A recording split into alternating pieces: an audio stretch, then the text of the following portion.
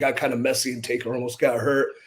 Goldberg was knocked out. I remember, just seeing Goldberg's face, and it's like so mad at himself.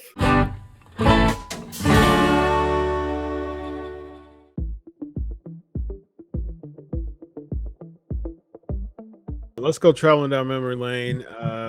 The Saudi Experience EC3 was a part of being involved in the biggest battle royal ever in Super ShowDown in 2018. What do you think about Mansoor winning that match? Good. I hope he got a big trophy for it. Because at CYN, if you win the battle royal, you get a trophy. But the fact is, everybody gets a trophy in the CYN battle royal because it's a participation battle royal. For myself, what does it feel to have Mansoor have won such an epic match? If I recall that match, I think I tried to get out of it so fast that you didn't even see I was in it, so I could just collect the check and hide. I was also personally on purpose. I was personally the most miserable I've ever been. Every day was a nightmare. Super probably brain damage from concussions at the time, where everything was depression. The one good thing about being on the flights, the international, is you get to bond with the boys, and you hang out. You're 12, 14, 18 hours in the air, kicking back some JD, sharing war stories. Music's good, playing cards. It's the best. Bro, do you get a separate check for that EC3? Do you did? I believe we did. Yes. Okay, I'm just curious.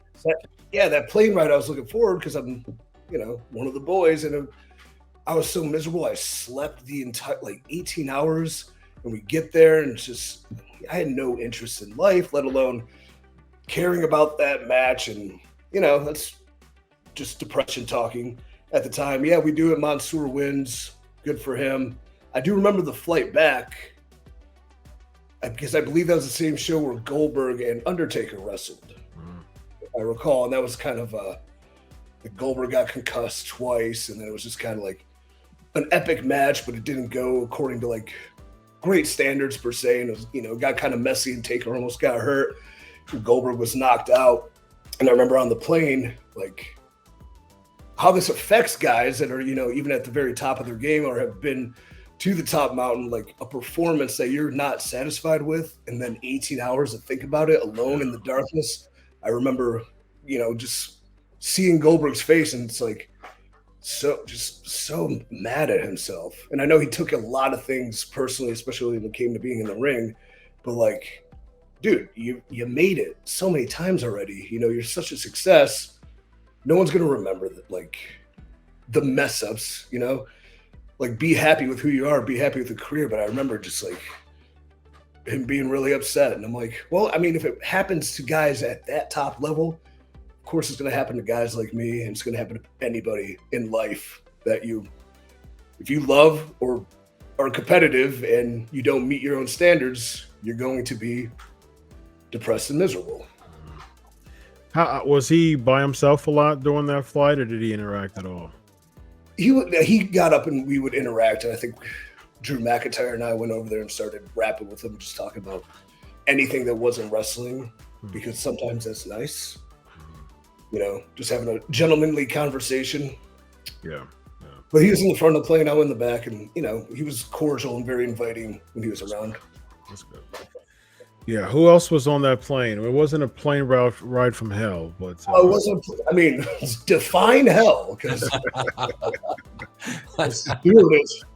flight attendants probably felt the heat. Very cute, but nothing out of the world on the plane, or just the usual suspects were on it. I don't think Taker and Vince were on it, but everybody else was. They took private. Yeah, I probably hopped in Vince's jet. I was not in the plane ride that got stuck in Saudi, though, so I have no recollection because I wasn't there. Yeah, I was trying to wonder. I'd love to have a firsthand experience of that and tell you all about it. I was not on that, so unfortunately, I can't spill those beans. But maybe somebody can write me something like I was, and then I'll just read it verbatim. There you go, ladies and gentlemen. Well, ladies and gentlemen, I guess my last thought on the Goldberg situation was, do you think, would you like to see would you be interested in seeing another match in WWE EC3 from Goldberg? Or should he just hang it up all together? In this stage, in this moment, like sometimes when we fantasy book these like crazy good ideas, like, yeah, you want to see it because you love the presentation, you love the idea of the character, or you hate the presentation, you hate the idea of the character, and you pay money to boo it. But, you know, all the aesthetics and the... Dude, I was talking to my barber about this the other day, who's not a huge wrestling fan, but he's talking about, man, like sometimes I just like to watch the entrances, man. I'm like, yeah, Goldberg's entrance is sweet. So I can get the appeal.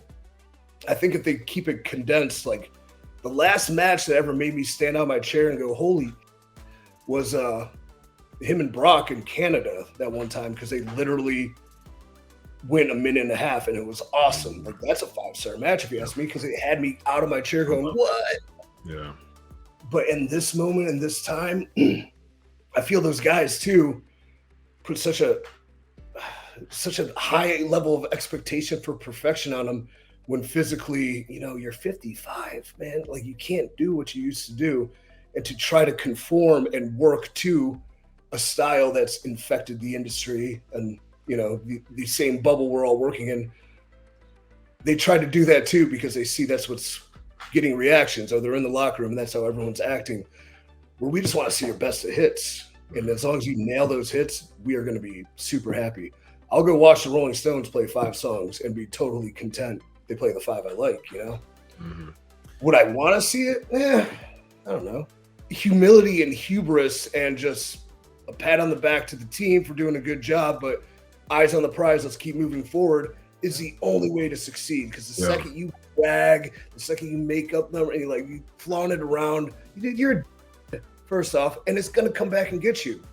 And from my limited experience promoting, in a sense, like somebody tried to sabotage our initial show in Dallas, so much so that somebody started a vicious, crazy, dumb internet rumor that was politically motivated and just the most asinine thing possible to thwart our show, because we're running the show in the same day, in the same venue as them. And they asked the venue to move us, and the venue asked us, and we said no. And then the venue said, no, we really do it. We kind of messed up. We'll give you the building for free a different day. And I still said, no, we're not going to move. We're not moving for anybody. We're not even a thing yet. We're an unproven. So then next day, there's vicious rumors scattered online, and everyone believes them because everyone's an idiot. And so we go to that day and that show, and on that show, our show outdrew their show. Did I go online bragging about it? No. Did I go online bragging about the fact that fans from their show were coming into our show and having a great time? No. Did I brag about the fact that the bartenders on that show were making no money, so they came over to help out the bartenders on our show and they made money? No, I didn't need to, because I'm happy we had a successful night. But I also know there's probably going to be a show or two where we're not going to do well. And the second we brag about one win, our next loss is going to be 10 times worse than that win ever will be. I don't know. That just seems smart. Absolutely. Gotta stay humble. Absolutely. Well, speaking of humble, two of the most... We kicked their ass. Having said that, ladies and gentlemen, you have two of the most humble people on the screen, EC3, Vince Russo. I'm waiting for one of you to chuckle because you probably don't think about that in yourself. But I do. Both of you are cool people. And yeah, absolutely. Vince Russo, let them know about the brand, my man. Channelattitude.com, bro. I want EC3 to tell him he's got some stuff happening, bro.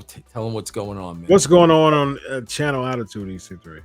On Channel Attitude, what's going on with Control Your Narrative? Let's talk about the one thing I know that's consistent in my life, and that's Papa Vince Russo and me chatting every week, having deep emotional discussions involving business, life, women, the whole 9 yards, religion sometimes too. But, we always turn it back to stupid pro wrestling. For me personally, well, Control Your Narrative took a drastic change.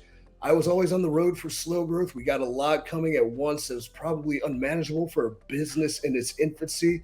And that's okay, because it provided a great experience to learn from, and now how I can see and envision what this product can and should be. We will have a bunch of co-branded shows coming up with promotions in Canada, Texas, in Oklahoma, in North Carolina, in Tennessee. So those are all dates I'm confirming in the next couple of days. ControlYourNarrative.com at The Real EC3. That's it, man. You know to find me. Ladies and gentlemen, EC3, Vince Russo, Dr. Chris, the Wrestling Outlaws. Have a good night, everybody. Bye. Solo.